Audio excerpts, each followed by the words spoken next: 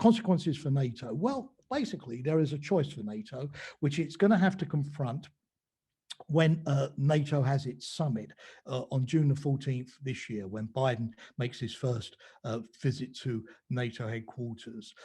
NATO's been doing a lot to study China with 42 different threads of analysis, and that study was agreed by the heads of state and government at the summit in London in December 2019. But now it has to go beyond trying to understand China and playing catch up. As I've said, the Chinese have been studying us for generations, to draw the policy consequences. And essentially, there's sort of a choice here. There's a choice which says that China matters only when it comes to us. As the Secretary General of NATO, Jens Stoltenberg, has said, why are we concerned about China? Well, because it's in our neighborhood, it's come to us. We didn't go to it. In fact, we're withdrawing from Afghanistan. So NATO's footprint in Asia is going down. But Chinese have come to us. I mentioned those military maneuvers. I mentioned the port investments. I mentioned the direct investments, the 17+1 dialogue that China has every year with 17 EU member states in Central and Eastern Europe. The recent one was just a couple of weeks ago. The One Belt, One Road investment. Italy was the first G7 country to sign up to One Belt, One Road. The notion that China will finance Britain's high-speed rail links or Britain's future nuclear power and so on. And therefore we, because China is in our area, in all of these various manifestations, not least of which are cyber attacks, we have to have a strategy to reduce Chinese leverage over us by increasing our resilience, seeing where those vulnerabilities lie in critical infrastructure, in foreign direct investment screening, in supply chains,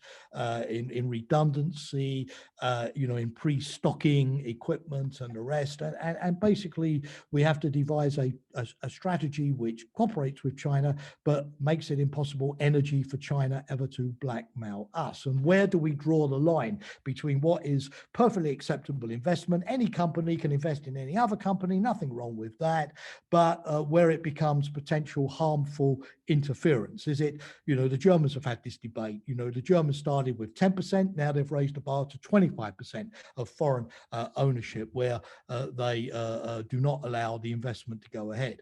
The second part is that those in NATO say, no, the Chinese challenge is so strong that we have to go to Asia, like the UK aircraft carrier, the Queen Elizabeth, with the Carrier Task Force on its maiden deployment, going off on May the 22nd to the South China Sea, calling in the Asia Pacific in the way with a Dutch frigate. The Germans, the French have sent frigates, even the Belgians have sent a frigate to the Indian Ocean. We have to be present militarily alongside the United States in the Indian Ocean. We have to partner with the Asia Pacific democracies. We have to build a kind of an alliance of democracies around the NATO core, increasingly integrated, so that we can also play a role in the containment of China. But there are countries, particularly in Eastern Europe, and I'll finish on this, that again worry that this could be a big diversion of resources.